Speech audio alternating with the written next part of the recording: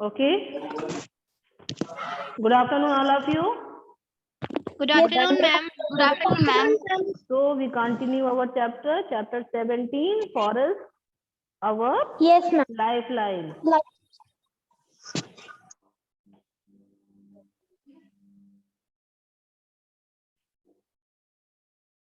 Today we do activity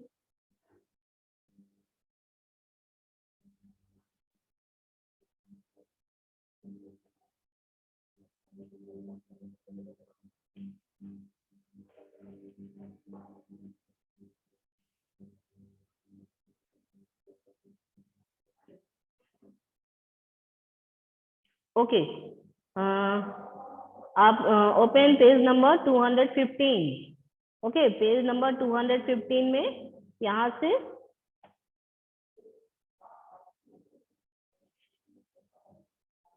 ना page number 215 आपको निकालेंगे। इसमें से यहाँ इस वाले पैराग्राफ से स्टार्ट करना है, द चिल्ड्रन स्पेंड, है ना। यहाँ से मैं पढ़ाऊंगी, है ना, तो आप लोग सभी ध्यान से देखेंगे।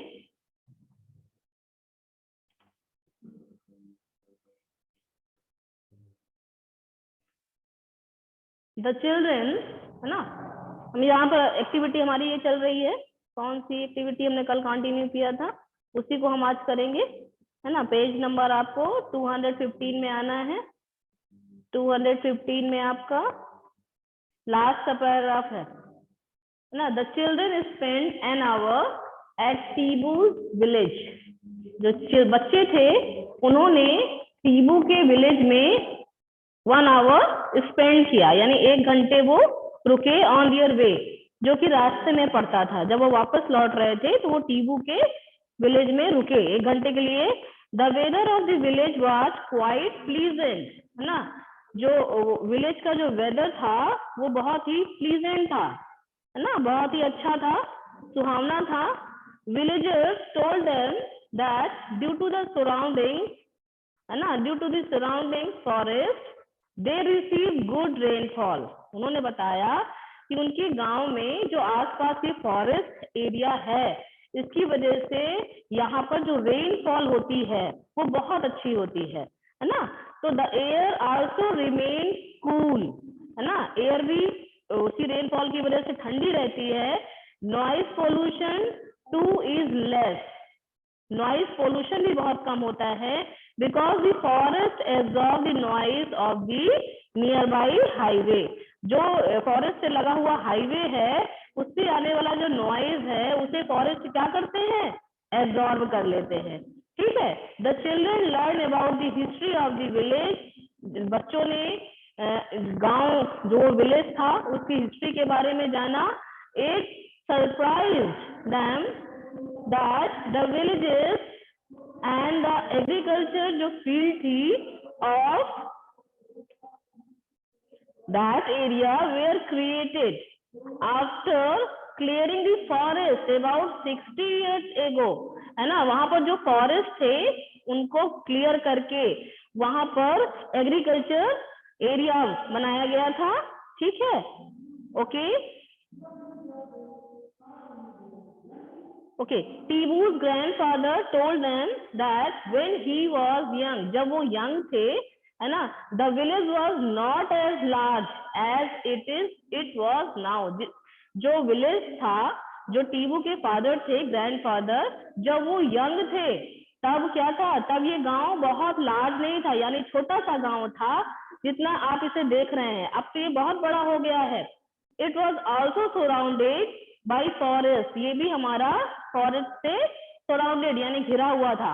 Construction of road, building, industrial development and increasing demand of would created, है ना, उन्होंने क्या किया, created pressure on the forest and it is starting vanishing.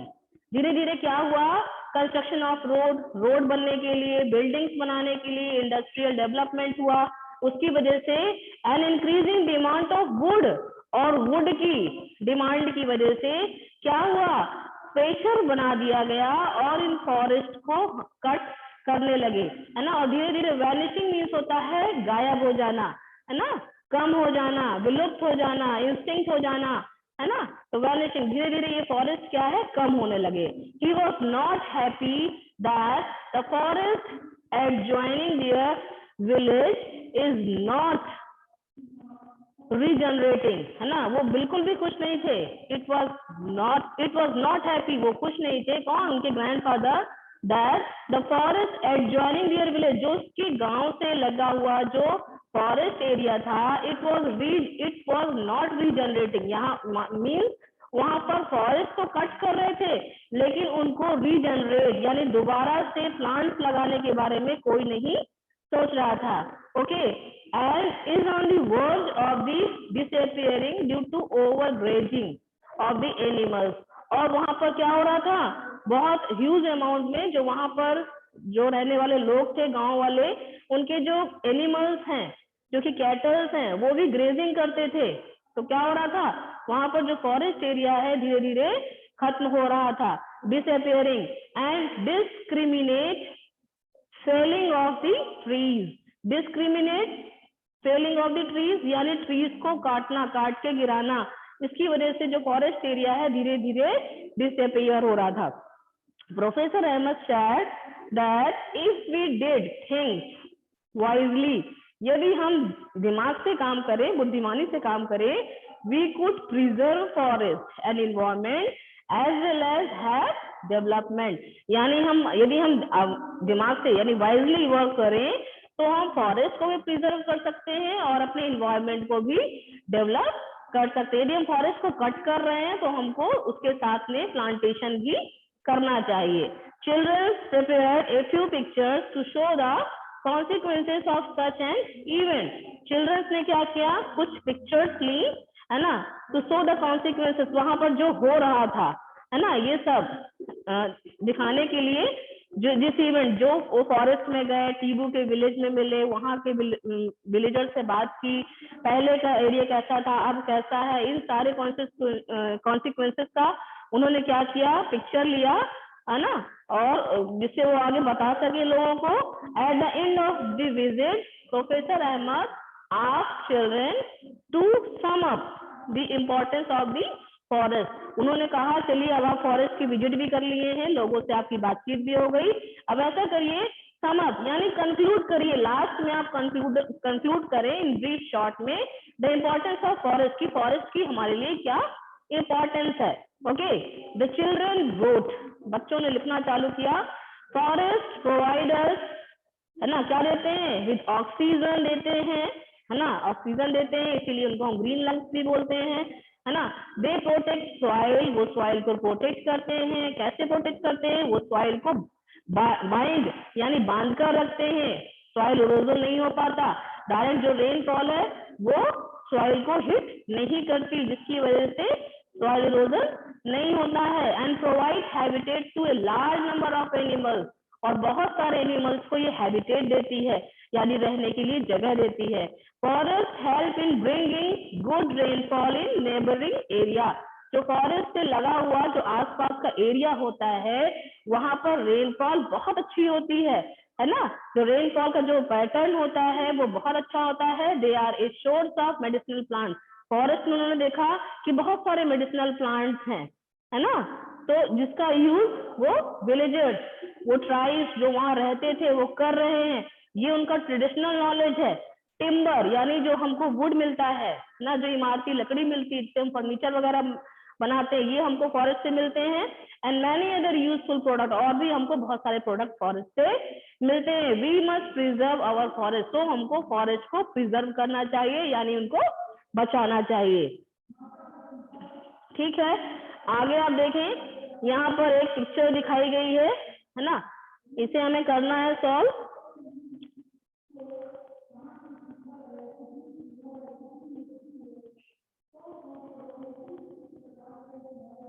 Okay, तो यहाँ पर आप देखेंगे ये है आपका, तो यहाँ पर कुछ पिक्चर्स दिए गए हैं, पिक्चर 1 2 नंबरिंग है इसमें, 3 है ना, 4। तो आपको क्या करना है, आपको इसमें इसको अरेंज करना है। ठीक है, यहाँ पर आपको 1 है, 2 है, 4 है, ठीक है। तो आप इफ, पहला कह रहा है इफ फॉरेस्ट, ठीक है। तो if forest disappear the amount of carbon dioxide in air will increase. ध्यान दीजिएगा, if forest disappear the amount of carbon dioxide in air will increase.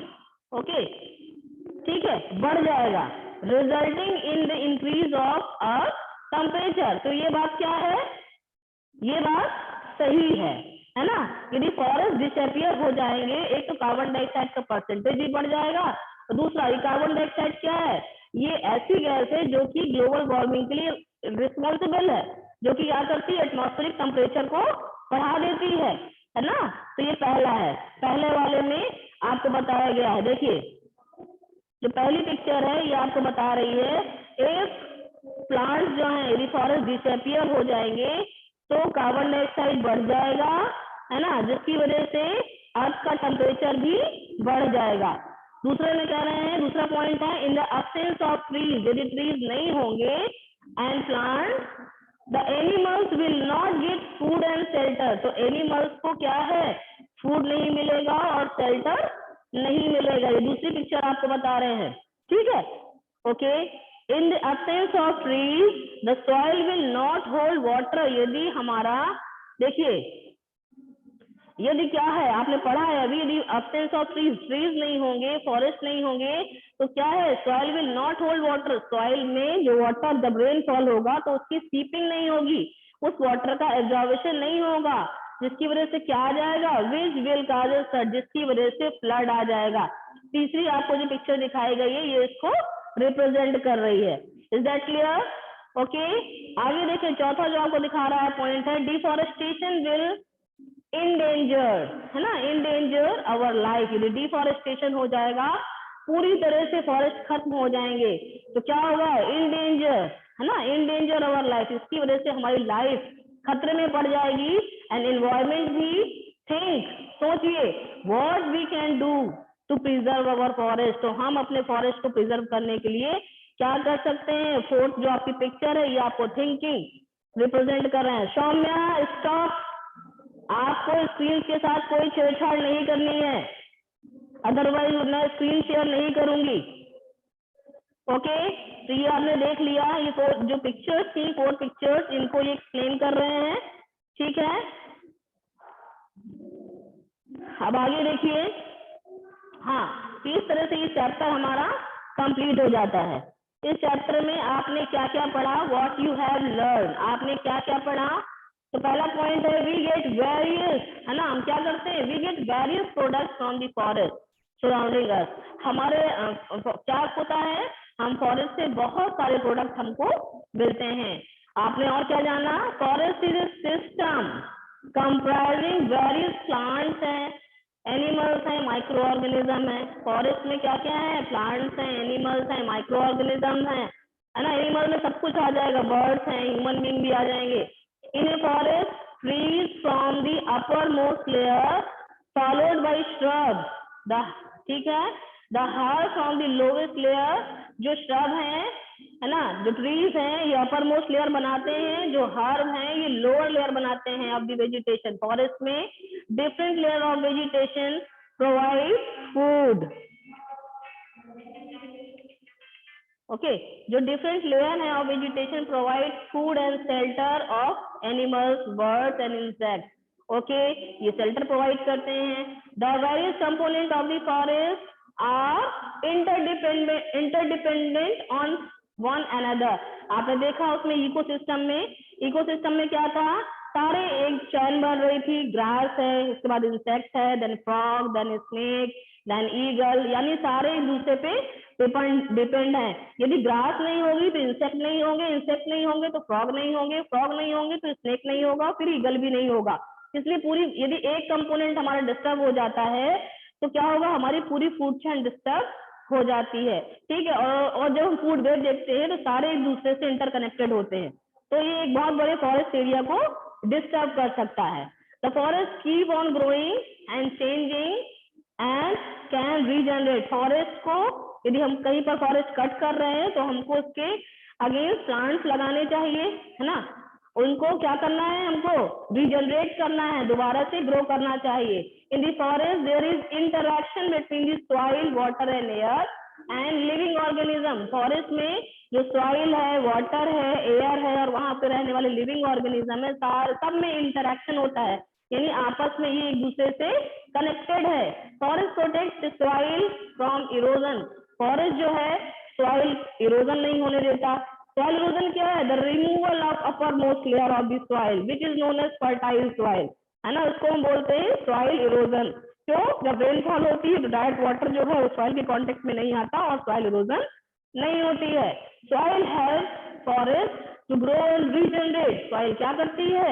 Forest को ग्रो करने में हेल्प करती है, रीजनरेट दोबारा से, है ना, ग्रो करने में, है ना, उनकी अच्छी हेल्थ में। क्यों? सॉइल क्या करती है? वाटर एंड मिनरल प्रोवाइड करती है। Forest are the life line for the forest dwelling communities. Forest क्या है? लाइफ लाइन है। जो फॉरेस्ट ड्वेलिंग कम्युनिटीज है, जो कि फॉरेस्ट में रहते हैं, फॉरेस्ट के आसपास रहते हैं, उनके लिए इसीलिए वो लाइफ लाइन है।